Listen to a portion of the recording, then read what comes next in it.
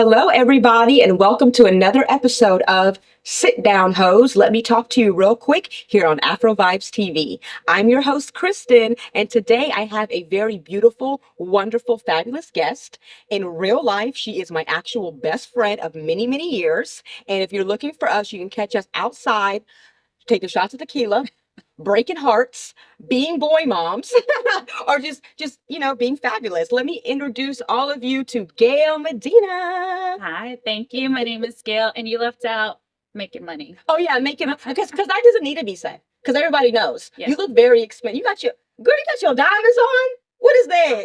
Curbans on curbans. You got your. It ain't nothing fake. That's all real. Okay, look, we can get the test. Doop doop. Real diamonds, real gold. But yes, we do make money and have a great life. What work and life balance, right? Yes, you know how to balance it out. Hustle hard, play hard. Yes, indeed. And if you look that up in the dictionary, you would see a picture of both of us. Mhm. I feel like everybody in life has to have a bad, thick Latina girlfriend. They just work well in a lot of situations. You need to get into a club. You need to, trick or do it out some money. You know what I'm saying? We can translate for you. Yeah. Pretend to translate. I think you speak more Spanish than I do. I really do. Isn't that crazy? That like there's nothing about me that's Hispanic at all. Like I don't have any Hispanic in me. But maybe I've had Hispanic in me. But I do speak really good Spanish. You do. That's what And you dance very well, salsa. Yes. Yeah. We have to do that. Yeah. We have to go out soon and dance again. So I wanted to tell everybody, because what I want to talk to you hoes about today is making girlfriends. How hard it can be when you're a beautiful woman who's secure, you're a boss, and you want to attract other women. It's so hard sometimes to be cool with hoes, to like actually make new friends, right? So I want to talk about when many, many moons ago, when Gail and I first met. It was really, I remember that I was dressed to the tens that day. I remember. I had got my makeup done. I had an expensive dress on. Actually, I didn't even buy that dress. That was Rent the Runway. Yes. I definitely purchased that dress on consignment and then gave it right back, right? So it was a beautiful, beautiful dress. And we're out and I was meeting up with some friends and we went out to a bar and Gail was there with a person that I know. And she knows too, right? So when we first met up, okay, this person that I know, he's just like for the streets. He's for the streets. He's for the cobblestone. He's for the universe. He has no hair. He can't even be 6 foot tall. Like you can't have hair. And you can't be over 6 foot tall. What do we have, right? So, like, what do you have to offer us? That's why he's just a for the streets person. So when I first met Gail, I was like, she ain't gonna be nobody that I want to hang around with because he just has so many friends, so many different girls around all the time, right? So I met Gail, and then what happened? I gave you my business card, right? I complimented you because you downplay a little bit. The dress was phenomenal, and you still look gorgeous, but your hair was slicked back in a bun. Your makeup was perfect. I mean, you looked like that girl. And so I remember I was there with our mutual friend who I'd known since I was a kid. And so we were catching up, and in comes Christin with other friends. And she didn't really give me the time of day. I complimented you and you're just like, yeah. I think you thought I was just another. I thought you were one of his hoes. Yeah. And I think once we started conversating a little bit and she found out I was in real estate and found out that I was a childhood friend of our mutual friend, then I think you kind of like your guard went down a bit. Yes, I did. And you gave me your business card. Yeah. So we ended up connecting maybe a week or two later. I think you called or I called or something, and we met up to have a lunch with another guy in real estate, Twan. I will say Twan's name because he's fabulous. He looks good. He smells good. So we got together and we ate, I believe, ramen, if I remember correctly. Yeah, we ate ramen. And then from there, we just forged this business and friendship, which was something that was so wonderful for me because I honestly don't meet many women that I can say that like, I feel like on the same level as me, that I can actually build a friendship with. It's always on some stupid shit, some hating shit, some dumb shit, or some man shit. Oh yeah, always like, I don't want your man. Okay, bitch, like always somebody coming around trying to make it seem like there's some kind of ulterior motive, So I was so happy to meet Gail. And then since then, we have literally been doing so many wonderful, fun things out here in these streets, Like years ago, after my first divorce, we was outside thick. We was outside tough. You know, we were out taking shots of tequila. We was in the club. Man, remember that time that we went out and then we ran into that football player? We said, We're not going to name names. but you know, he's a very, very famous, very popular football player. He's still a friend. Yes, still a friend. You know, we see him time and time and again. But so we went out with him, and literally that day we didn't just go out. We met up with him, and then they offered like to get us a drink at the spot we met, and then they said, "Well, we're going to this next spot." Got us, and then we're going to, and so it just kept on escalating throughout the night, where we just kept on going to different spots, and before you knew it, it was 1 o'clock in the morning, and it was a Sunday. And the craziest thing is that we literally went that day. We were like, let's go look at $1 million homes. We went to open houses. It was pouring, raining, and we went to open houses, look at $1 million homes, and get something to eat, and said we were going back home. That was a negative. 1 o'clock in the morning. And when I tell you guys, I was outside. I was in the address smoking a blunt straight up in the middle of the day on Sunday. Okay, it was out of control. But y'all know me. I'm ignorant with it. You know, like I will break the laws until I get caught, because it's only illegal if you get caught, you know, and I got through the night. So we've had so many great fun times together of just being out in the streets and acting a fool. But aside from just having fun and picking up rich football players to finance all of our fun, we also have had to threaten people in these streets. a few times. More than a few times. Yeah. We Christin has saved me a few times, because I do not parlay in the drugs, but when she needs to calm me down and I'm this close to possibly getting arrested, you know, I will hit her vape. Yes, because you have to sometimes. And you know, He's like, here you go. There's a difference. Yeah, I'll be like, look, we ain't trying to we got bail money, but we ain't trying to go to jail if we don't have to, you know? But I always tell people at the end of the day, marijuana isn't a drug. It is a healing plant, okay? The only reason that it's illegal is because of haters, right? It's not crack or cocaine or anything like that. And if you don't smoke weed, you probably need to take a little puff pass, okay, to calm your ass down. I mean, if the alternative is jail time and I need to get calmed down, I appreciate you looking. Yeah. Yes, exactly. Because we ain't nobody trying to go to jail. I'm too cute to be in a holding cell. And you know, we got to call the bail bondsman up and everything else. And if we can just avoid that, that's much better than the ulterior to go down to Harris County. Okay. Especially on the weekend. Exactly. You got to wait on Monday for the judge. Yeah. And that's not fun at all. Yeah, that's not. So thank you for looking out.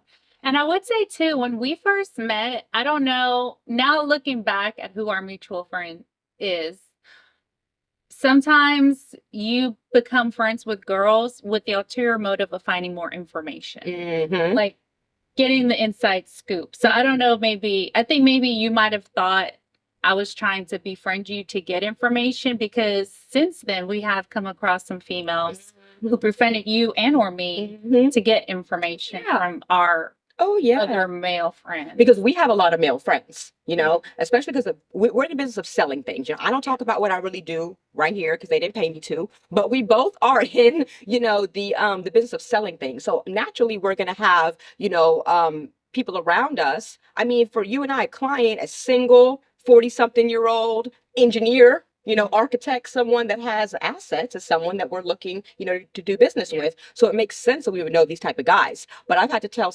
my male friends, I've had to tell their baby mamas, like, I will never confirm nor deny any fucking information. I told this girl one time, I could have been with him the night before at the strip club, watching him get fellatio, and I will never tell you. I have no loyalty to you. I don't care. Like, I will never give you that information. Yeah. So you have to always kind of be mindful of these things. I had a whole situation. Everybody knows my on and off a boyfriend of 20 years. You know, I'm not going to say his name either, because he's like Candyman. You say his name, he pops up. I'm not trying to do that right now. It's getting warm outside, and I kind of miss the way he smells a little bit. But when I first met him, I was 19 years old. Okay, guys. I was 19. I was green. I never been nowhere, never done nothing. Like, he introduced me to everything in the world. I come from a very sheltered background. And I met a lady. I was working at the strip club at the time. I was bartending, cocktailing, and just running game and getting niggas for money. It was a great time in life for me. I had stacked cash. I actually was in college trying to pay my tuition. I met this girl. Bad ting. A baddie. I loved her. She did tricks. She smelled good. Her body was just tap, tap, tap, tap, tap. We became really good friends. We became tag team together and started making a lot of money with these motherfuckers. Only to find out that she was this nigga's baby mama. Oh, And she literally became my friend every day, hanging out, doing all this, and then dropped a bomb on me one day. I just wanted to know about you so I can get information about my baby daddy. Mhm. Then she told me that he wasn't shit, he didn't take care of his kids, and that he had herpes. That's what she told me. And then literally 30 days later, the phone's ringing, it's him. I answer the phone, and it's her. I'm with him, I'm his baby mama, and we in New Orleans, and he's with me. But what happened to him having herpes, ma'am? You told me he had the herpes. It was lies, probably. It was all lies. It was all lies. So yeah, it really happens. Women Yeah. really will pretend to be your friend in order to just get information from you about a man. And that's crazy as hell to me. I stay out of it. Me too. That's between them two, not me. Not me. Other stuff. I ain't got no children with that man. That's true. I ain't never been nowhere with that man. I seen him at the club one time, and then he bought me a drink, and that was it. Yeah. Don't ask me no more questions. But it's a valid point that you bring up, because you just never know nowadays, like, who's genuine, who's fake, and what people's real intentions are. So how long did it take you to realize that we were genuine and it wasn't about that? I feel like after a couple of times of seeing you, and then like, I guess it was like maybe the second or third time that we actually hung out and were around each other, independent of the mutual friends that we have. But he's not my friend. He's not my friend at all. I don't love him or hate him. I don't know about him. I don't see him. The last time I saw him, actually, I was out somewhere, and I was with a very famous man. Platinum records, you know what I'm saying? Dated models and all this. And we were at a certain place where this man was singing. And like, he tried to fuck with me sometimes when he sees me out in the streets, but he couldn't, because I was with him and the security, and he wasn't allowed in the area I was allowed in. That was for the regular people. I was behind the ropes. Okay. Yeah. So I don't know him. He's not my friend, but I'm trying to put that out now, but after a little bit of time, and now clearly now, this was years ago. This is like a decade ago. Yeah. You know what I'm saying? So it's just like, and then when you came to my son's birthday party, like at my parents' house and all those things, and then he actually borrowed $100 from me on my son's birthday. He never paid me back. So, hey, if you're watching this, my number ain't changed. Hit my Cash App. I would like the 100. You know what I'm saying? So, but I'm happy that I went through that, so I was able to get to know you as a person. And throughout the years, and now our families are friends. Like, our sons had a huge age difference, and they both love each other. It's amazing. We've had family times, family outings. Yes. And although the mutual friend, or your past friend, he's still my current friend. We grew up together on the north side. North side. So we have a lot of mutual friends, but it didn't work out romantically with him. The one good thing I'd say I got from it was Christin. Oh. So I feel very blessed, even though it wasn't a situation that didn't evolve into anything. I still have you from it. And so I'm very grateful for that. So you never know what you're going through and what situation you're in, or who you're being romantic with.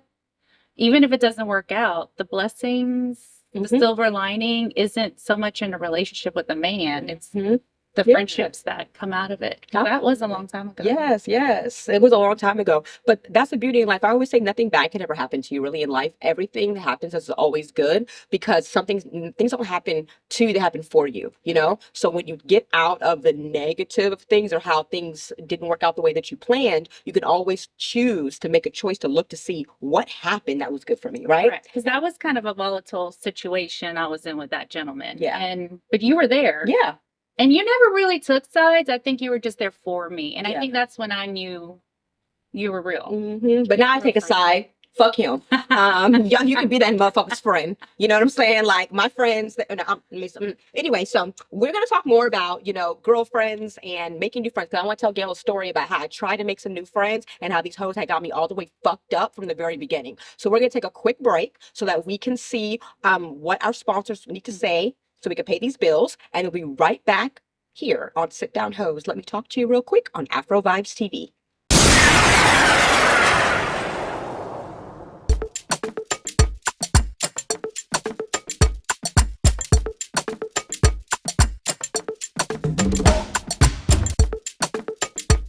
Hello, everybody. Welcome back to Sit Down Heauxs. Let me talk to you real quick here on Afrovibes TV. It's your girl, Christin. I'm still here with my girlfriend, Gail. Okay, so I want to tell Gail's story because I want to make sure that she understands what happened. I try to make some new friends and shit. The thing about it is, like, I met her and everything, and it was like a friend of a friend, right? So I had my girlfriend. She actually flew in from Louisiana. No, I have a girlfriend from Louisiana. Now she lives in Atlanta. All right. She was on a buddy pass and some shit for the rodeo. She had flew in. Okay. So I'm like, bitch, I got you. Right. So she told me that she had some other friends and they were going to the Rustic. Then they could have a nice brunch. You know about the Rustic, right? I know about the Rustic. The Rustic is lit. I love it. It's fun. There's live music, it is a social place. It's not like food is great. Yeah, it's not like some fucking 5-star restaurant where people are drinking, carbonated water with their pinky out. Correct. It's a good time. It's a nice place. It's a good time. So she's like, I got a girlfriend there, and then she has a girlfriend that lives out of town, and then it's me and it's you, and we're gonna have brunch, right? Mm-hmm. So I'm thinking, yeah, it's spring break. My child is gone.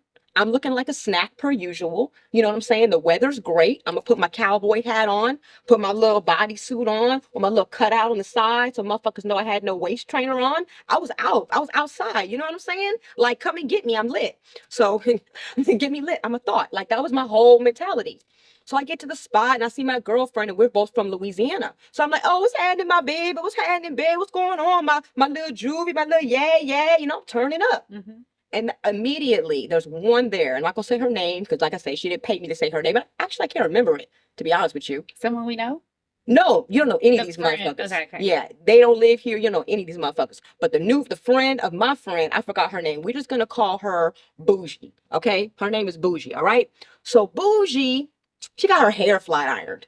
Is she black? Because that was the first thing that I didn't like about her. Okay. I don't like black bitches who get perms, who flat iron their hair. Strange to me. Wear it natural. You look like you hate yourself. Like we're in an era of embracing our black beauty, embracing our black culture and all of our looks. You have your perm in your hair, flat iron, and your hair looks thin, you look a mess. She had not a lick of makeup on, outfit boring, so I should have already knew, that something was wrong with her. Yeah. So we're having a good time. You know me.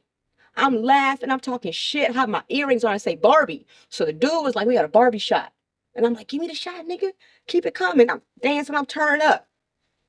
This bitch looks at me and says, well, you're being very loud and using curse words. And, I just want to be mindful of the other guests and, just making sure that we're not disturbing anyone, All right. The bitch had me fucked up right there. That's not your person. No. She had me fucked up right there. And I said, well, let me tell you something, bitch.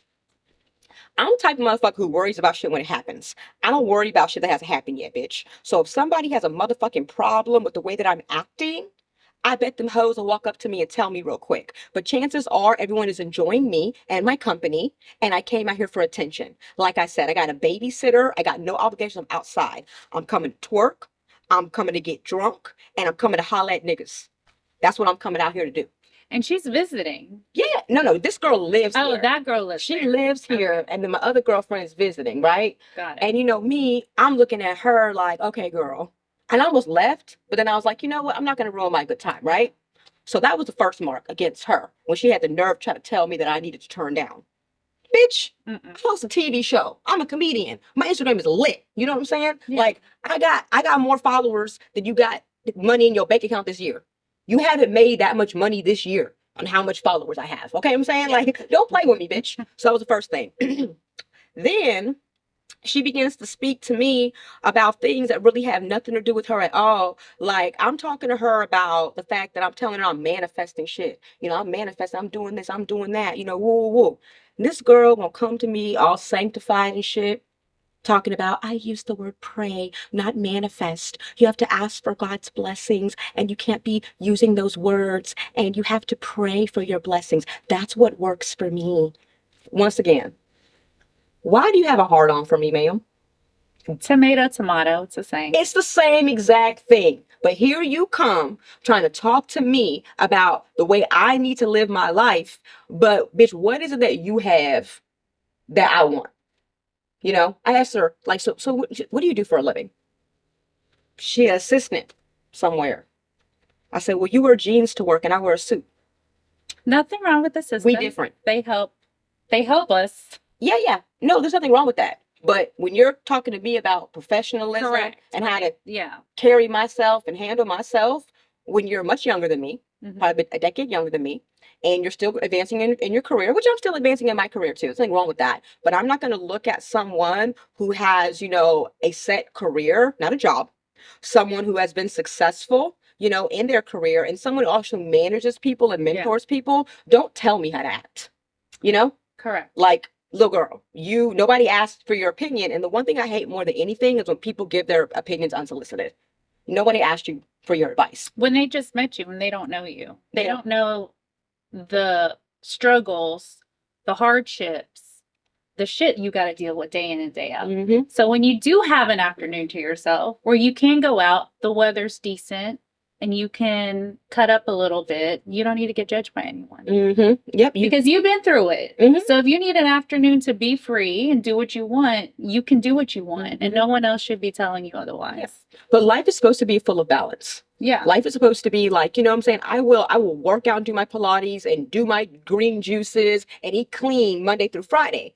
Saturday and Sunday, I'm drinking, I'm smoking, and I'm eating red meat. Mhm. Life has to be about balance. You can't always be one version of one thing. And for someone to come and, okay, and who's talking about men and stuff, right? And I could tell from her, because everyone knows I have a really high intuition. We're talking about men and everything, and I could just tell in her energy, bitch, you want a man more than anything in this world. I can see that. I can pick up on that shit. But if I was a man, I'd be afraid to have sex with you because you have such high standards and you're so judgmental. But you can judge people. And the thing that gets me is she keeps talking to me about Jesus and about church because she keeps judging people. So me, I'm just talking shit with my girlfriend. I'm like, oh, remember when I was dating that crackhead or that alcoholic or whatever? She's like, oh my God, you dated a crackhead? I said, sure did. He was lit, bitch. And then she was like, oh, you didn't try to help him? I said, help him with what? Help him with what, bitch? What am I supposed to help him with? To stop smoking crack. I said, for what? What's that have to do with me? Yeah. You can do whatever you want to do. I don't give a fuck if you smoke crack. The only thing I can say is I don't want to smoke crack, And then she was like, oh, you didn't try to help him because he's killing himself. I said, how is he killing himself? Who said that? Who said he's dying? Yeah. Who said the crack is killing him? You said that shit. He's actually successful. He's successful and he looks good. He looks good, bitch. No one would know. Nobody would know. Whole crackhead. So she's like, and then she tried to pull that whole victimization bullshit. Like holier than thou bullshit. Yeah. I just couldn't be around someone and I saw them killing themselves and I didn't step in and do something. You're trying to act like you some sort of angel or something. You're like some kind of supreme being that came into the world. They got to tell motherfuckers about themselves. Yeah. So I was like, nah, I don't even roll like that. But you know what? You can be who you want to be. I'm accepting you for who you are. I'm not telling you that you need to change. If you want to judge people and think that you're Mother Teresa and you got to come up in here changing people's lives, then do that, bitch. But I'm just saying everyone is free of my judgment. You can do whatever it is that you want to do in life. Even though you don't agree, because you haven't agreed with everything I've done and then some of the choices and the men that I've dated. But you said it very respectfully and lovingly. Mm-hmm. And even when things don't work out and you knew they weren't going to work out, it's never I told you so. It's I didn't see it, but I'm here. You like it or you love it. I like it. Yeah. And then I'll tell you on a heartbeat, I don't like that motherfucker you fucking with. But if you like it, I love it. I don't think it's a good idea, but that's my opinion. Who the fuck am I? How can I tell you how to live your life? Mm-hmm. If we like this motherfucker, we like him. The second you don't like him, fuck him. He ain't shit. He's broken. He's ugly. But if you're with him, oh my God, he's so rich and he's so handsome. And we have that relationship though. We've had that time. We've had that decade long. Someone coming out of the blue and just doing that, no. Because I know that as single moms who run our own business and put a lot of effort into what we do at home with our kids, with their school, with their health. Because our kids have had health issues. Mm-hmm. It puts a stress on us. Oh, yeah. And we're out here we have the shoulders on our the weight on our shoulders. So for anyone who hasn't met us, she didn't take any time to get to know you. Mm-mm. I know some of our early conversations had to do with our sons mm-hmm. and some of the health stuff we've had to go through. So we were open to hearing each other with that, but someone coming in and I can't, I think life's too short. Mm-hmm. You live for your people And if they don't like it, they can go. Yeah, exactly. And like, but still being free of my judgment. You can do whatever it is you want to do in life, you know? So I knew that the bitch was kind of weird, but I was with my girlfriend and we continued on, got in my car. We went, she told me to go, let's go to camp. And I told her, I said, I think the park could be fucked up over there. And she was like, oh, no, it's not. You know how much they were charging to park at camp? Guess how much they were charging to park at camp on a Saturday? $50. 80. I told the bitch, I said, so then we went to Prospect Park, right? Yeah. Went to Prospect, everything was great. She shows up, still acting all sanctified and shit, you know, in the corner. We're at the bar now, bitch. Let's turn the fuck up. I'm waiting for a waitress. I ain't waiting for a waitress. I went to the bar. Yeah. There was some old niggas from Detroit. They was salt and pepper. They was old. They had money. They was flipping hundreds. I took shots with them. Came back with my little margarita in my hand. Oh my God, where'd you get a drink? I got up off my ass and I went to go talk to them niggas. Get off your ass. Go talk to them. Yeah. Twerk something a little bit and get a drink. Oh, but you want to sit in the corner over here. I don't smoke hookah. I had a great time. I ran into some old friends. I met some new friends. I had met me a little light-skinned black boy with some green eyes. It was lit. I had a great time, you know? And I didn't make any new friends, you know? Needless to say. The moral of the story is I didn't make any new friends, but girl, I pray for you peace and healing. Okay, in the name of So Jesus. if you see her out again, would you be cordial? I wouldn't know who she was. Okay. If I saw her at it again, like she was so like unremarkable, I wouldn't remember her. You know, like I wouldn't see her again. And I don't notice black girls with perms. I just, you know, if you still hate yourself in 2025, you know, I like to be around fabulous people. And like I'll go out with a man and I will not get dressed. You know, I will look like a fucking crackhead, bum, jigaboo that lives underneath the fucking bridge. But when I go out with my girlfriends, snatched. Oh yeah. And the fact that you came over here barefaced on a Saturday during spring break. And then judging you. And then judging me. You know what I'm saying? And talking about my men. Girl, any man that I would ever deal with want nothing to do with you anyway. Yeah. So don't worry about it. Because I'll be with bosses, millionaires, platinum recording artists, Emmy-nominated people, well-traveled international bosses. And Gail will tell you, I've never been with a broke man ever. My second husband, he had paid for us a whole mansion to go to the valley. Shout out to my second. For a week. But I'm not gonna say his name either, because he don't need to be talked about. Ooh, that'd be a whole nother conversation. That's the episode. So the point of the story is, the moral of the story is for everybody is that when you get a good friend, hold on to them. Oh yeah. Because it's hard to make new friends. And I went out in these streets with these subpar girls, and I tried to let a little sea urchin come into my area. I can help blow the bitch up, but she didn't want that. So I'm just gonna keep on throw it back in the sea. Throw it back in the sea, because that bitch is under the sea. But I want to be like Ariel. I want to be where the people are, out here dancing. Not with that bullshit, right?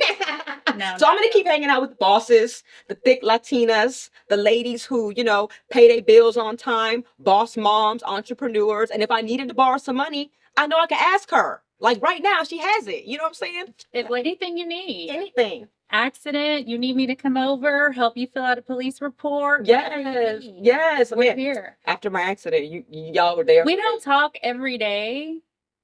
And sometimes we don't even message every day, but we know when we need each other or we just need to catch up, we can talk to each other. Yep. It's only a phone call away. Always a phone call away. And when we do get together, it's fucking lit. I know I have her heart and I know she has my heart. And she's always in my thoughts and prayers wherever she's at. Yes, indeed. And I'm so proud of everything you do and you've done.